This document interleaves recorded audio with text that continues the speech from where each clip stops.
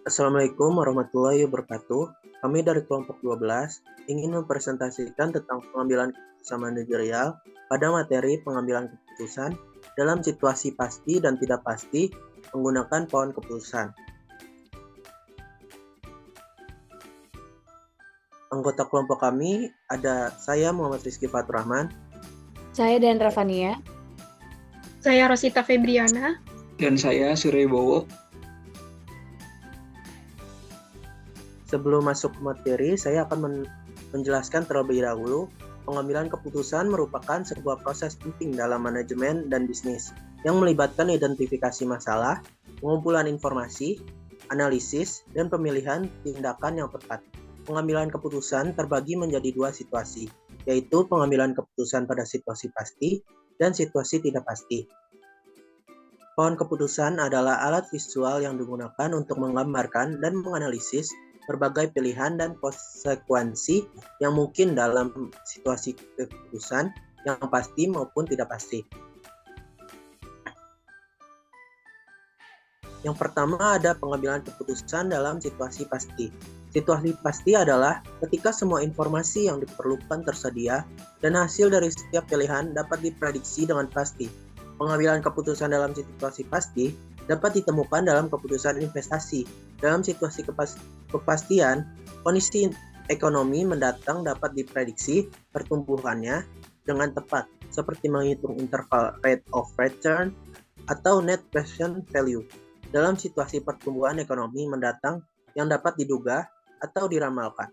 Dalam kasus ini, pohon keputusan dapat digunakan untuk memvisualisasikan proses pengambilan keputusan, seperti pada tabel gambar 3.1, yang dimana pengambilan keputusan situasi pasti. Keputusan situasi tidak pasti. Situasi tidak pasti adalah ketika informasi yang tersedia terbatas atau tidak pasti dan hasilnya memiliki tingkat ketidakpastian.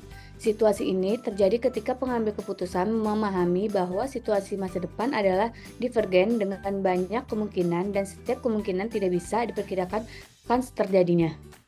Dalam kasus investasi, pengambilan keputusan menyadari bahwa nilai NPV akan bersifat unik bergantung pada kondisi ekonomi di masa depan. Ketika kondisi ekonomi berada dalam situasi resesi, nilai NPV akan mencapai titik nadir dibanding apabila kondisi ekonomi dalam situasi bertumbuh atau prosper.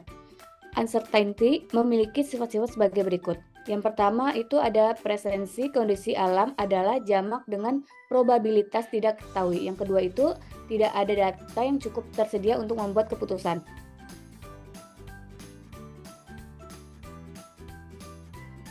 Berikut ini adalah contoh diagram pohon keputusan.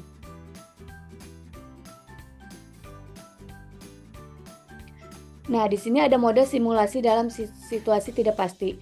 Jika terdapat ketidakpastian yang sangat besar di mana kondisi alamiah dalam sebuah tabel keputusan dapat terjadi, pengambil keputusan dilakukan dengan 3 metode sebagai berikut. Yang pertama, maksimak, sebuah kriteria yang menemukan sebuah alternatif yang memaksimalkan hasil maksimal. Yang kedua, maksimin, sebuah kriteria yang menemukan sebuah alternatif yang memaksimalkan hasil maksimal. Yang ketiga, sama rata, sebuah kriteria yang memberikan kemungkinan setiap kondisi alamiah secara merata. Yang keempat, minimal regret. Pengambil keputusan bermaksud menghindari penyesalan yang timbul setelah memilih alternatif lain, yaitu membuat opportunity loss table. Yang kelima, kriteria Howes, mencari kompromi antar metode maksimal atau pesimis dan terdapat koefisiensi optimis yaitu A dalam kurung 0 kurang dari A kurang dari 1 yang merupakan A itu subjektivitas. Selanjutnya ada model skenario. Menurut Smith and Halpern tahun 1991, skenario adalah 3 kategori situasi, yaitu situasi yang sama namun lebih baik dari yang sekarang, situasi yang sama namun lebih buruk dari yang sekarang, dan situasi yang sama sekali berbeda namun lebih baik. Sedangkan menurut Petersworth tahun 1991, skenario adalah kekuatan narasi, yaitu mempersepsikan dalam sebuah kalimat mengenai kondisi mendatang pada saat sekarang. Paradigma ini mengacu pada paradigma cognitive mapping dalam penggambaran masa depan. Dan menurut Rahmadi tahun 2012, cognitive mapping adalah upaya untuk menggambarkan hubungan antara driving force dengan sejumlah faktor dan interrelasinya dengan berbagai kondisi di masa depan. Selanjutnya itu ada cognitive mapping. Seperti yang sebelumnya, cognitive mapping ini merupakan upaya yang menggambarkan hubungan antara driving force dengan faktor kunci dengan analogika uniknya dalam pengambilan keputusan. Determinannya adalah pengetahuan yang dimiliki si pengambil keputusan terhadap permasalahan dan alur logika yang dimilikinya. Tidak ada aturan baku mengenai bagaimana menyusun sebuah skenario masa depan, namun biasanya dimulai dengan memperkirakan faktor kuncinya terlebih dahulu yang memicu situasi perkiraan permasalahan di masa depan. Sejalan dengan itu, diperkirakan juga driving forecast-nya. Nah, dari faktor kunci dan driving forecast ini, baru dapat diperkirakan tentang masa depan yang dipersoalkan. Seperti pada contoh, perkiraan persaingan di industri pakaian berikut. Salah satu contoh lain yang berhubungan dengan model skenario pengambilan keputusan yaitu dari skenario arah persaingan bisnis telekomunikasi yang dimulai dari driving forecast-nya yaitu pertumbuhan ekonomi yang memunculkan driving forecast lain yaitu pertumbuhan industri dan pertumbuhan daya beli. Dari driving forecast ini muncul 3 faktor kunci yaitu kebutuhan mobile voice, diversitas model telekomunikasi, dan kebutuhan mobile data. Dari faktor kunci pertama ini akan memperkirakan 2 kemungkinan, yaitu yang pertama fixed over mobile dengan kondisi world society di mana masyarakat itu lebih masih dominan dengan telepon kabel. Sedangkan kemungkinan yang kedua itu mobile over fixed yang digambarkan dengan pertama dense with wolf di mana para penyedia jasa seluler itu persaingannya semakin menguat namun tetap menguntungkan karena pulsa seluler yang biayanya tinggi. Lalu ada sleeping with enemies, di mana para penyedia jasa seluler ini sama-sama bekerja sama untuk meningkatkan efisiensinya. Sedangkan yang terakhir itu ada cutthroat, di mana persaingannya begitu ketat antar penyedia jasa seluler dan hanya yang terkuatlah yang mampu bertahan. Selanjutnya kita masuk ke studi kasus yang pertama. Studi kasus yang pertama itu Unilever merupakan perusahaan global yang memproduksi berbagai produk konsumen. Perusahaan tersebut ingin memutuskan antara 2 proyek investasi yang memiliki tingkat pengembalian yang pasti.